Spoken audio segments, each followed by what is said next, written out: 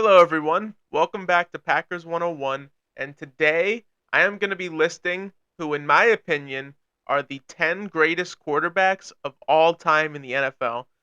It's been about 100 years since the NFL was created, and a lot of good quarterbacks have come during that time.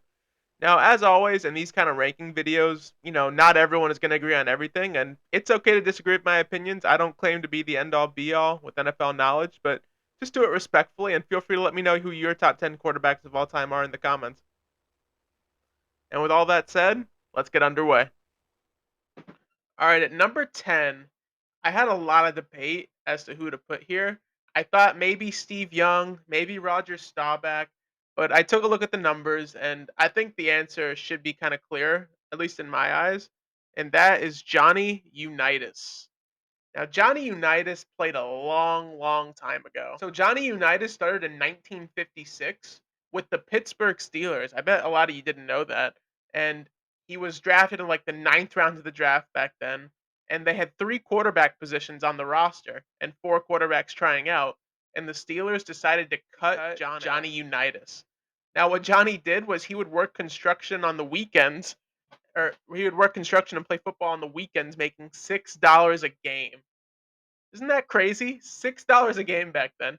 He then signed a contract for the Indianapolis Colts, or at that time the Baltimore Colts, and his career just took off. He finished with 290 touchdowns, which back in the 50s, it was a very much a run first league. So he was kind of the first really great quarterback in my opinion. I mean, you could argue Odo Graham, Sammy Bott, but I think Unitas deserves a lot of credit. And for his contributions to the game, he deserves to be in the top 10. Number 9, we're going to go with a Broncos legend, and we're going with John Elway. Now, John Elway, he made like 4 or 5 Super Bowls in a row, had an amazing career, won two of them, had the helicopter dive to beat the Packers in the Super Bowl. Thanks for that, John.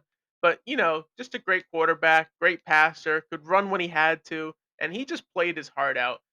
If you watch Shannon Sharp, he talks very highly of John Elway just about every chance he gets, and I'm inclined to take Shannon Sharp's word. So I believe John Elway should be at 9. You could argue that he deserves to be higher on this list, but I think that in terms of passing, he's not as good as some of these other guys. All right, at number 8, we're going with a Packers legend, Brett Favre. Now, some people might think this is too low, but the amount of interceptions, I can't justify putting him any higher. But oh my God, what a career for Brett Favre. Over 500 touchdowns. What a gunslinger he really was. If he could just limit the interceptions, he would have so many more Super Bowls. Only player ever to win 3 MVPs in a row. Just such a great player on the field. Absolutely insane. All right, at number 7, this one might be a little bit of recency bias, but I genuinely believe that already he deserves to be on here. And we're going to go with Patrick Mahomes. There he is. So, Patrick Mahomes. So, when Patrick Mahomes came into the league, he didn't start his first year, but his second year, oh my God. Just he made so many crazy throws, one-handed, no lookers, and while he wasn't the first QB to do it, he definitely popularized it. So, Patrick Mahomes, granted, he has a lot of weapons in Kansas City. He had Tyreek Hill, Travis Kelsey, but yeah, he's probably gonna go down as the greatest quarterback of all time if he wins more Super Bowls, which looks pretty likely. But yeah, I have no problem putting Mahomes at 7 already, and I think that in a few more years he'll be around 3 or 2, maybe even 1. Who knows? All right. Up next, we're going with another legend from the Miami Dolphins, and that would be Dan Marino. So Marino, great quarterback in the 80s and 90s, made it to 2 or 3 Super Bowls, didn't win any of them, but as a passer, wow. He was like the first one to go over 400 touchdowns. Yeah, as a passer, he was great. Couldn't run the ball to save his life. The worst thing that happened to Dan Marino was Don Shula leaving as the Dolphins head coach. And when Jimmy Johnson came in, they just didn't click. Jimmy Johnson was more used to a run based offense, while Marino was the standard pocket passer at the time. So I think that if Don Shula would have stayed for more of Marino's career, that Marino would be even higher on this list, but he's still a great passer. So you got to respect Marino at 6. Up next, we got Joe Cool, Joe Montana. So Joe Montana, amazing quarterback for the San Francisco 49ers, won 4 Super Bowls. Over 40,000 yards, almost 300 touchdowns. And the thing with Joe Montana is all he did was win. That's pretty much all he did. So Joe Montana, you think of him and you think of winning. That's just what he did. Now, I know he had a great supporting cast. He had Jerry Rice for a lot of years, but he still deserves to be respected for everything he did over there. Yeah, winning 4 Super Bowls and 3 Super Bowl MVPs, you can't go any lower than 5. You just can't. All right, at number 4, a lot of people might take issue with this, but I genuinely believe he deserves it. We're going with Drew Brees. Drew Brees' career, if you look at it stats wise, it's just incredible. Over 80,000 passing yards, 571 touchdowns, and a passer rating of 98.7. I don't want to hear crap about, oh, this is too high for Drew Brees. No, it's not. Yes, he only won one Super Bowl, but he had an underachieving roster his whole career. His defense wasn't really good towards the end of it. Now, I know Drew Brees' career, it didn't end that great, but wow, he deserves to be respected as one of the best of all time. Just look at the stats. They say it all. All right, at number 3, we have, in my opinion, one of the greatest of all time. Obviously, that's why I'm putting him at 3. We have Peyton Manning. So Peyton Manning started with the Colts in '98, had a lot of interceptions his rookie season, but wow, what a career he had. Almost 72,000 yards, 539 touchdowns. I remember the game where he broke the record for touchdowns. It was really cool.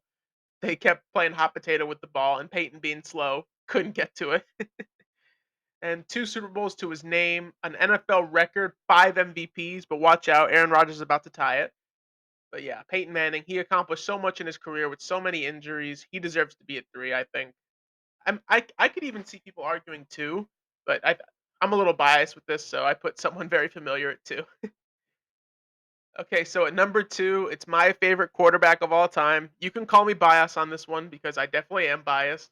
We're going with the GOAT, but not really, Aaron Rodgers. Now, people can argue that this is too high for him, and I'll totally understand it, but just watching this guy for the last 10 years, oh my god.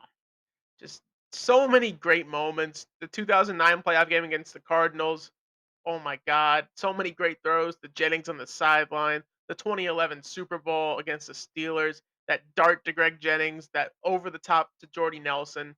And he could run too. That's the thing with Aaron Rodgers. As good as he was at passing, he could run decently well too. He had a decent amount of rushing yards when he was young. And even though his 40 time wasn't great, it feels like he got faster once he got to the NFL. But regardless, if you watch this guy for as long as I have, he just made throws that nobody except maybe Mahomes could make. So I think it's okay to put Rodgers at 2, but if people call that too high, I'll totally understand. Let me just read off some of Aaron Rodgers' stats to help justify it. Okay? So Super Bowl champion, Super Bowl MVP, 4-time NFL MVP, 10-time Pro Bowler, 4-time NFL passer rating leader, single season highest passer rating of all time, lowest interception percentage in a season, and consecutive passes without an interception. All of those records belong to A-Rod. A career completion percentage of 65.3%, 475 touchdowns to 105 interceptions. That's just crazy. An interception ratio of 4 to 1, nearly 5 to 1. That's never gonna happen again with the exception of Patrick Mahomes, so for that alone, I think it's okay to put him in 2. Because while looking at Brett Favre as a comparison, Rodgers has almost as many touchdowns, but a third of the interceptions. That's crazy. That's just crazy. Alright, at number 1, I really don't wanna put him there, but I got no choice. He's got 7 Super Bowls to his name. It's gotta be Tom frickin' Brady.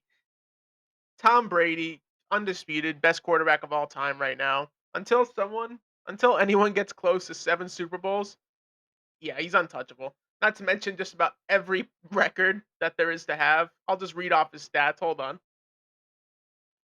Okay, you ready for this? 7-time Super Bowl champion, 5-time Super Bowl MVP, 3-time NFL MVP, NFL Comeback Player of the Year, 3-time First Team All Pro.